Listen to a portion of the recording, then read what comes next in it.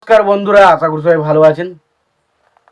তো বন্ধুরা, এখন আমি যে সিনেমাটা রিভিউ করব সিনেমাটার নাম হচ্ছে মেজর সাহেব, যেটা 1998 সালে রিলিজ করেছিল।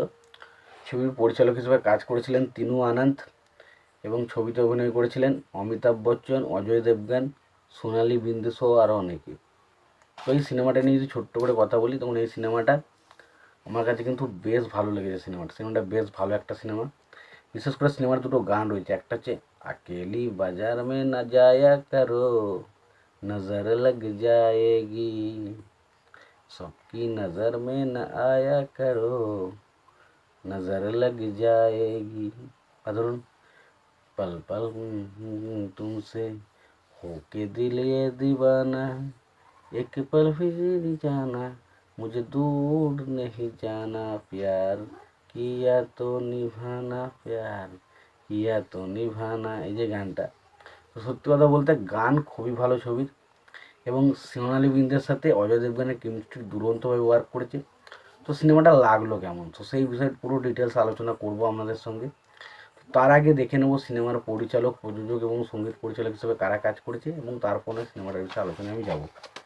তো প্রথমত সিনেমার পরিচালক হিসেবে কাজ করেছেন তিনু আনন্দ।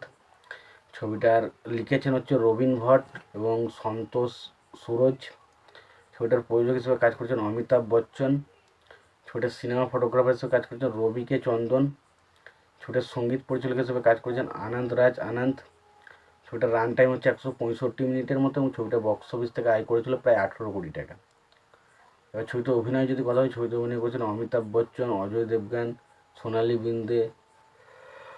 তো এখানে বিষয়টা দেখতে পাই আর কি, অজয় দেবগানের ক্যারেক্টারটা, তার বাবা একজন বিরাট বড় ধনী ব্যবসায়ী, বাট তার বাবা চাই তার ছেলে একটা একাডেমিতে ভর্তি হোক, কিন্তু তার ছেলে একটু ফাঁকিবাজি, সবসময় মেয়ের পেছনে ঘুরবে, এরকম একটা সিদ্ধান্ত থাকে।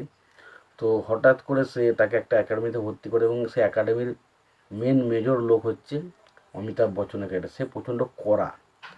তো সেই কারণে অনেক সময় কিন্তু অজয় দেবগনকে বারবার পানিশমেন্ট দেওয়া হয়, এবং তারপর একটা টাইমের পর অজয় দেবগনের ক্যারেক্টারটার কী পরিবর্তন আসে, অমিতাভ বচ্চন কীভাবে তার ক্যারেক্টারটার পরিবর্তন নিয়ে আসে, এবং শেষ পর্যন্ত কী হয়।